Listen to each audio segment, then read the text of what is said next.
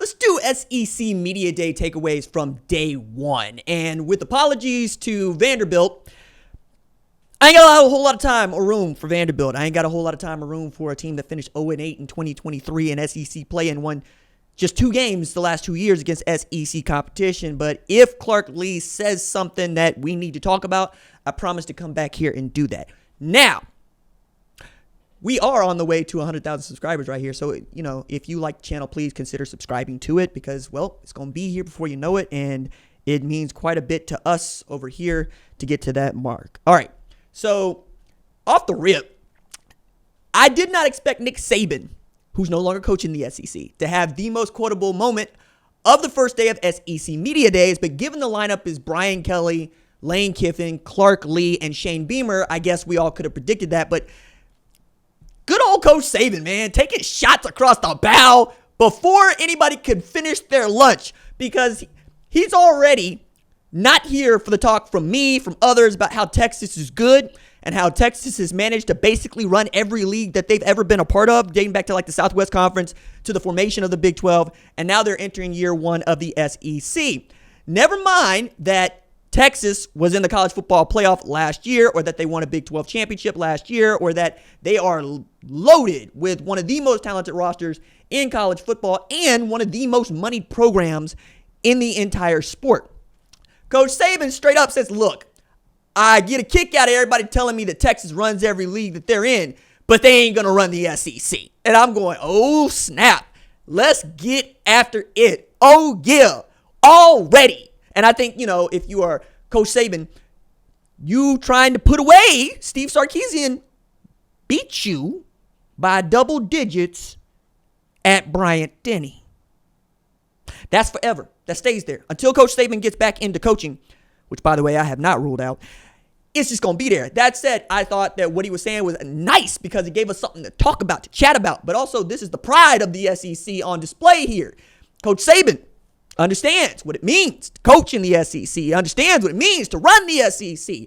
And he doesn't like the idea that a newcomer is just going to straight up take over what is the best league in football. I've said it once. I will say it a million times.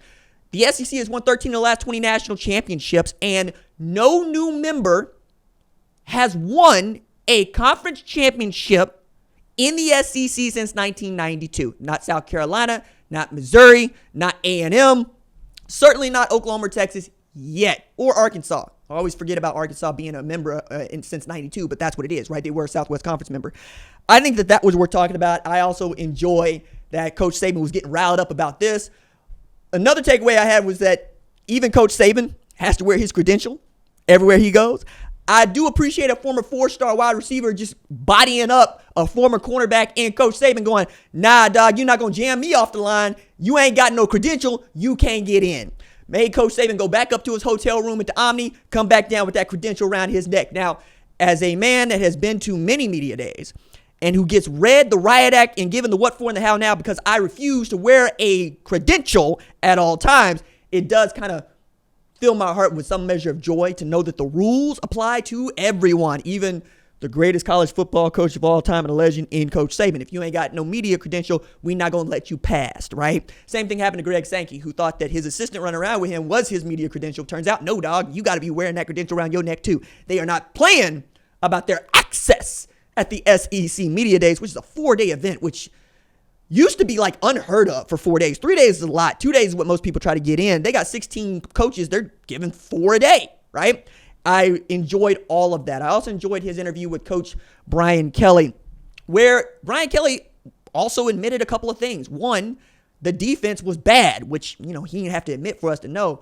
But I thought the way in which he put perspective on 2023 going into 2024 was important.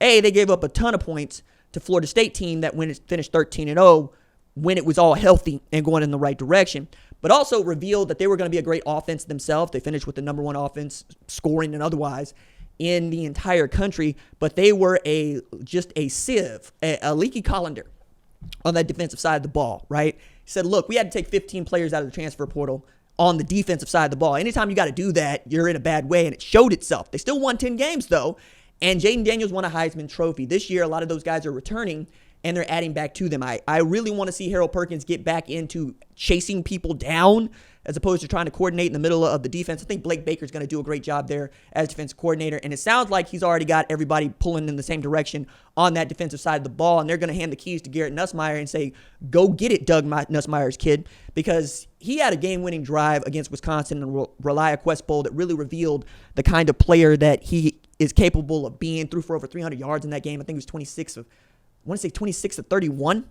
for a ton of yards, right? And they ended up beating what I thought was a good to decent Wisconsin team. And I'm high on LSU. I think when I do the 134, which is, yes, we're doing that at Fox Sports, you're going to see it. It is all 134 teams ranked, right? Ranked. Yeah, and I give criteria and I give you some really interesting nuggets, but I think that LSU is a top 10 team, and I think the SEC is going to be deep all the way through. It's also another way of looking at Texas and Oklahoma, which is interesting because Texas and Oklahoma aren't there today. Tomorrow's going to be loaded. Tuesday's going to be loaded. We're going to have a lot to talk about here after day 2 of the SEC Media Days. But a lot of these coaches, South Carolina, Ole Miss in particular, were being asked straight up, like, does this just make your job harder? And I thought that was interesting that Brian Kelly didn't have to answer that question. He knows what his job is. His job is to win the SEC championship and make the college football playoff, preferably as a 1 seed. Right? That's what you want at LSU. That's what he is pulling toward. And he came to LSU to do just that. Like, he is one of those guys that left Notre Dame so that he could go to LSU and try to win a national championship at the highest level. He hadn't been able to do that. This team is getting him closer and closer to doing it. I thought that was an interesting way of putting together, hey, look, we expect to be much better than we were last year, and we won 10 games last year. If you're an LSU fan, there's good reason to believe that you're going to be pretty damn good. And again, I think you're going to be pretty damn good just on talent alone. It's about whether or not you can get that talent to play to its highest level in this really difficult conference where afternoon games are hard, night games feel like they're impossible on the road. Like, it's just one of these places in the South is one of these places where we love college football more than we love almost everything else. And it shows when big games come to your stadium or when you got to go on the road for big games, particularly at night. Another takeaway that I had is, along with Brian Kelly going into year 3, Lane Kiffin is coming off of the best season that Ole Miss has ever had from a wins perspective. They won 11 games for the first time all season. In 100 years. Now, Johnny Vaught never won 11 games, but he won 10 3 out of 4 years because they ain't really play 13. They didn't really play a whole bunch. One year they go 10-0. They didn't play but 11 games. I think they had a tie in there. It's not that they haven't been this good. It's that we've never seen them this good in this era. And then when you take a look at what Lane Kiffin has in Jackson Dart, right, and Pete Golden trying to make that defense good with Walter Nolan and Princely Uman Millen. You have guys there, right? He's got, I think, an outstanding group of receivers. Caden Prescorn came on in a big way. And his thing at SEC Media Days was trying to make sure that everybody understood, look, we're in the rat poison part of our schedule now.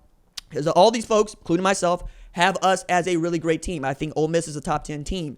It's about, can you get this group of transfers, high school recruits, to play together as a unit, and not just in the games that you should win, but the games in which we don't think you should win. Like last year, they won 11 games, but 2 of their losses. Georgia and Alabama, the 2 teams that play in the SEC championship. They still haven't won an SEC championship at Ole Miss. That is the bar. They are going to be chasing everybody else. This is another team that looks at Oklahoma and Texas as joining on the SEC going, okay, this makes our job just a little bit more difficult. But if anybody is able to take the spotlight off of their players and put the pressure back on himself, that's Lane Kiffin. It might be his superpower. Aside from play calling, really good at redirecting where your frustrations, energies might go. Because as much as Tennessee fans hate Lane Kiffin, they don't hate the players that he had, right? And they were pulling for those guys. And I think you could say that about Lane Kiffin everywhere he's been, even at SC, when it didn't go well at all and he got fired, not on the tarmac, but damn near close to the tarmac. And since getting to Ole Miss, he's been exactly what the SIP is needed.